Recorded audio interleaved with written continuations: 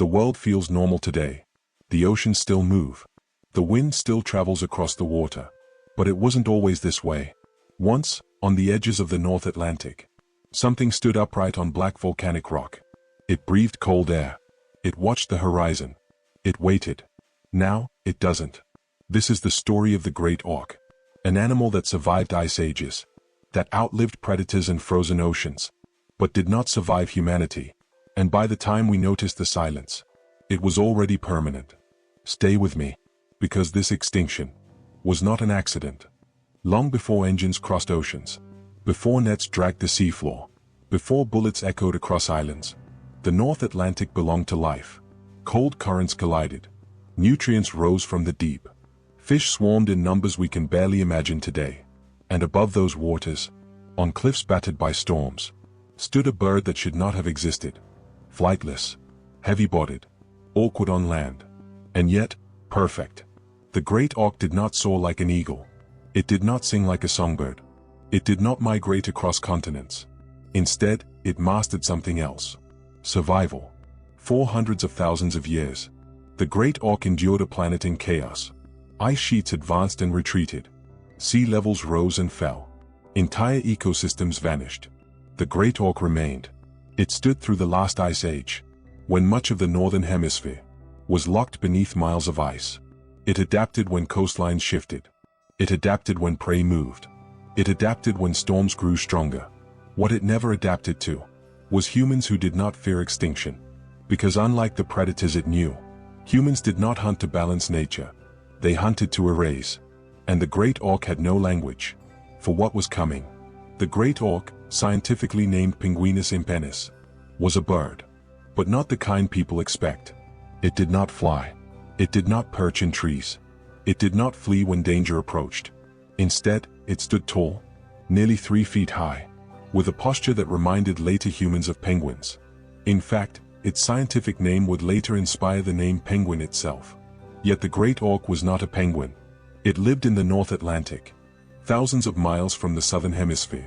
Its world stretched across the rocky coasts of Canada, the cold waters of Greenland, the volcanic islands of Iceland, the shores of Scotland, Ireland, Norway, and France. This bird was built for the ocean. Its body was dense and heavy, designed not for flight, but for power underwater. Its wings, too small to lift it into the air, acted as flippers. Its bones were solid, not hollow like most birds, allowing it to dive deep, without fighting buoyancy. Its plumage was simple and striking. A black back, a white belly, and a large, grooved beak marked with pale lines. And above the beak, a white patch near the eye, a feature so distinct that humans could recognize individuals from a distance. Adults weighed around 5 kilograms, making them one of the largest seabirds of the North Atlantic. On land, they were slow, almost clumsy. In water, they were unstoppable. A bird that belonged to the sea. The Great Auk did not merely live near the ocean.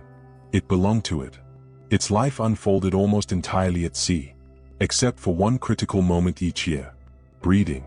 Every spring and early summer, Great Auks returned to isolated islands, bare rock outcrops, windswept cliffs, places so harsh that few predators could survive there. These islands were once deafening. Tens of thousands of Great Auks gathered together. Their calls echoed against stone. Their bodies crowded every available surface. This was safety.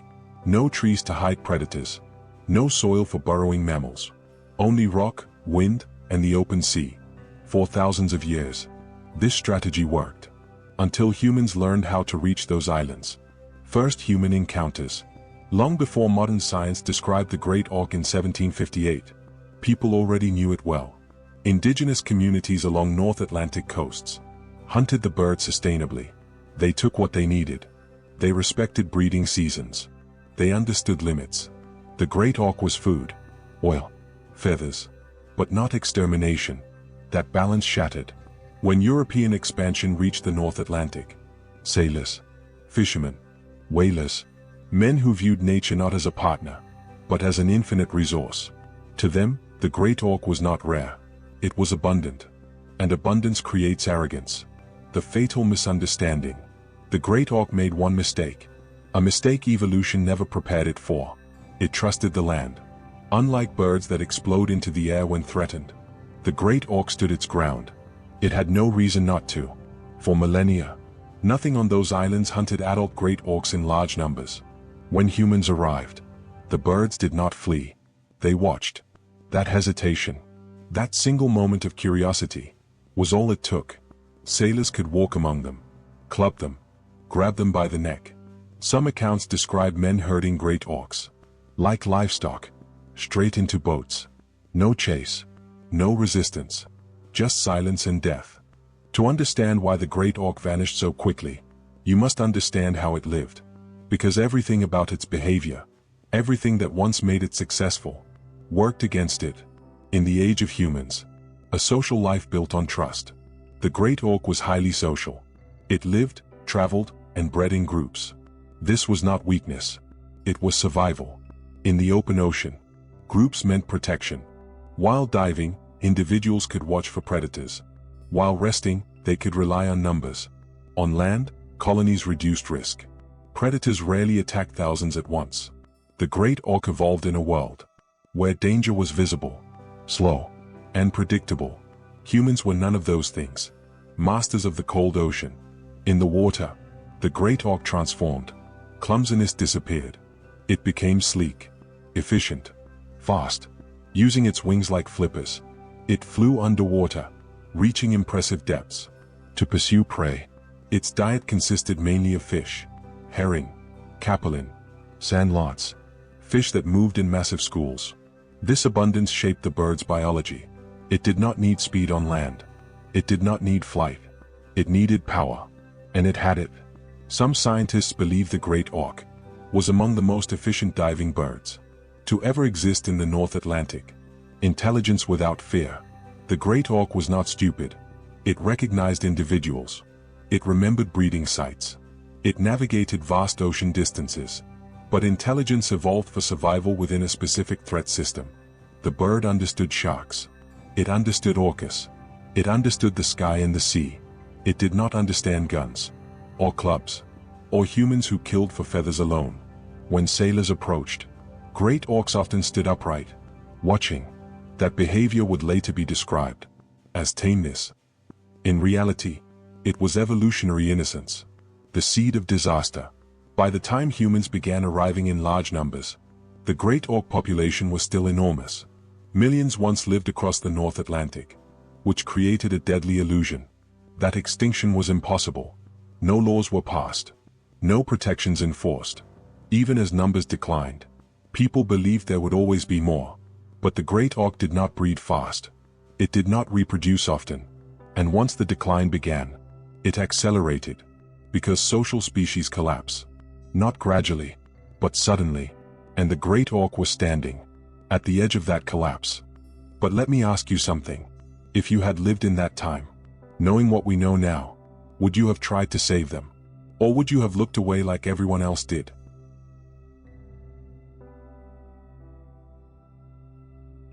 Extinction does not begin with death.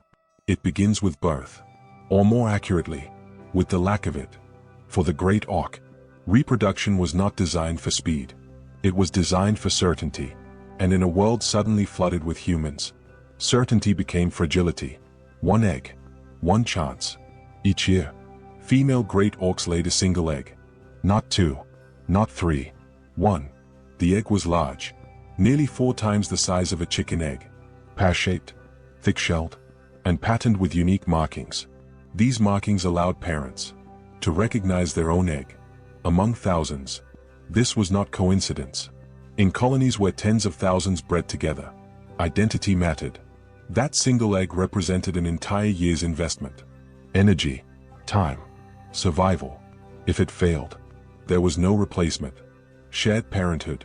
Unlike many birds, the Great Auk practiced shared parental care. Both parents incubated the egg, taking turns while the other returned to sea to feed. Incubation lasted roughly 40 days. 40 days of exposure. 40 days of vulnerability. No nest. No vegetation. Just bare rock. This strategy worked for thousands of years. Because the islands were isolated. Predators were rare. Disturbance was minimal. Humans changed that overnight. The chick's first days. When the chick hatched, It was helpless, covered in down, unable to swim immediately, dependent on its parents for warmth and food. For weeks, the adults remained close, guarding the chick, while alternating feeding trips. This bond mattered. If one parent was killed, the chick rarely survived, which meant that even selective hunting had catastrophic consequences. Slow growth, slow recovery. Great auk chicks grew slowly. They were not rushed into independence. They were trained, prepared. When they finally reached the ocean, they did not return to land for months, sometimes longer. This meant that population recovery was extremely difficult. When adults were removed faster than chicks could mature, the population did not stabilize. It collapsed. A fatal mathematical truth. The great auk followed a biological equation. 1 egg per year. High parental investment. Long maturation. High adult survival required. This system only works when adult mortality is low. Humans reversed that equation. They killed breeding adults. They destroyed eggs. They harvested entire colonies at once. No species, no matter how ancient, can survive that. And the great auk was no exception. To understand how unnatural the great auk's extinction was, you must look at its place in the ecosystem, because nature had already tested this species. And it passed. Every time. Not a predator. Not a victim. A balance. The great auk was not an apex predator. It was something more subtle. It was a keystone participant in the North Atlantic ecosystem. By feeding on mid-level fish species, it regulated populations that might otherwise explode. Its waste fertilized island ecosystems. Its nesting behavior shaped coastal biodiversity. Remove the great auk, and ripples spread outward. But those ripples went unnoticed, because extinction is often silent at first. Natural enemies. The great auk did have predators. In the ocean, orcas, large sharks. On land, occasionally, polar bears, Arctic foxes. But these predators hunted opportunistically. They did not wipe out colonies. They did not target breeding adults systematically. Predation was part of balance. Human hunting was not. Competition with humans. At first, humans and great auks shared the sea. Fishermen noticed something interesting. Where great auks fed, fish were abundant. Instead of seeing this as a sign of healthy ecosystems, humans saw competition. The birds were blamed for stealing fish. The irony is brutal. Great auks were indicators of abundance, not causes of scarcity. But once labeled competitors, they became targets. From food to commodity, early human hunting was for survival. Later hunting was for profit. Great auk feathers became valuable. Their oil was used for lamps. Their meat fed ships. Entire colonies were slaughtered to fuel fishing expeditions. Eggs were collected by the thousands, not for necessity, but because they could be. And when feathers became fashionable in Europe, the killing accelerated. Nature does not prepare species for fashion. The scientific irony. As great auk numbers declined, a new threat emerged. Scientists, collectors, museums. Suddenly, rarity increased value. Eggs were stolen to display. Adults were killed to preserve. The great auk became a trophy of extinction. Before extinction was complete, protection laws were discussed. But discussion did not stop bullets.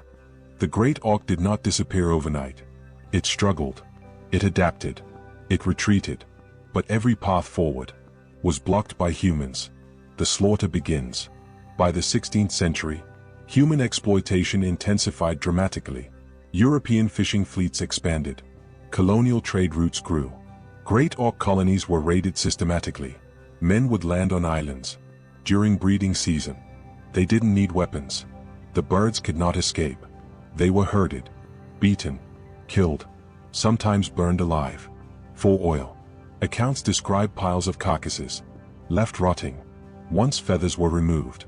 This was not hunting. It was eradication. Loss of safe ground. Island by island, breeding sites vanished. As colonies disappeared, surviving birds were forced into fewer locations. This created overcrowding, which made hunting easier. What once provided safety, now ensured destruction. Invasive species. Humans did not arrive alone. They brought rats, dogs, cats. Eggs were eaten. Chicks were killed. Even when humans were absent, their presence remained. The Great Auk had no defense. The illusion of survival. By the late 1700s, the Great Auk was rare, but people believed rarity meant protection. It didn't. It meant value. Collectors paid more. Hunters searched harder. And while a few voices warned of extinction, they were ignored. Because extinction was considered impossible. No escape route. The Great Auk could not fly. It could not relocate inland. It could not hide. Its entire evolutionary strategy depended on isolation. Humans erased isolation. And once that happened, there was nowhere left to go. Extinction does not announce itself. It does not arrive with ceremony or final warnings. It arrives quietly, with fewer calls in the wind, fewer bodies on the rocks, fewer eggs in the sun. By the early 1800s, the Great Auk was already gone in most places. Not declared extinct, just absent. The vanishing colonies. Once, Great Auk colonies numbered in the tens of thousands. By the 19th century, only a handful remained. The British Isles lost theirs first. Then mainland Europe. Then North America. What survived existed only on remote islands. Places so isolated that humans believed they were safe. They were not. Elde Island. Off the coast of Iceland lies a small volcanic outcrop. Elde Island. Steep cliffs. Constant waves. Almost inaccessible.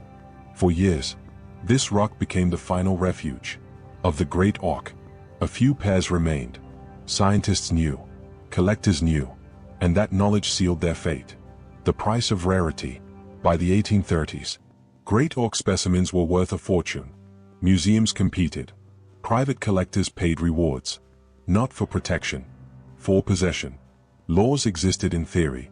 In practice, money traveled faster than morality. The final hunt, 1844.